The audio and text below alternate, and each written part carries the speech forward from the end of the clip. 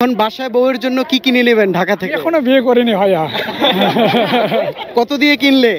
এটা কিনেছি 1,80,000 দিয়ে। চাচ্চুর সাথে গরু কিনতে এসে কেমন লাগছে?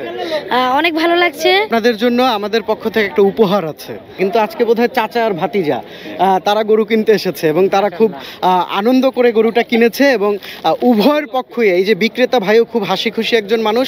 আপনাকে টাইলক্সের পক্ষ থেকে এই গেঞ্জিটি উপহার, আমার গায়ের যে টি শার্টটি এটি আপনি একটু পরবেন, আপনি এটা পরে আসেন একটু যান, আমরা একে উপহার দেই। অস্থির গোলমেলে মামনি তো রেগে লাল, চিন্তা নেই কারণ সানবিট সব দিবে সামাল। সানবিট ম্যাজিক প্রেস ডিশওয়াশিং এর মাথা ঘোরানো সলিউশন। এই যে গিফট হ্যাম্পারটা, এটা আপনার জন্য, আপনি একটু দেখবেন এবং আপনার কেমন লাগলো দেখে এটা একটু বলবেন। মাশাআল্লাহ, খুব সুন্দর। আপনাদের গিফটগুলো পেলাম, অত্তর আপনারা সবাইকে এভাবে গিফট দিয়ে আনন্দিত করবেন, আমি আশাবাদ জড়াব। আপনাকে তো নায়কের মতো লাগছে, আপনার কেমন লাগছে? আমার খুব ভালো লাগছে ভাই। আমার এই গরুটা 1 বছর ধরে পুষেছি, মানে যে টার্গেট ছিল সে টার্গেট আমার হয়নি ভাই। আমার টার্গেট ছিল 220, কিন্তু পরিস্থিতি বিষয়ের কারণে 1,80,000-তে বিক্রি করে দিয়েছি।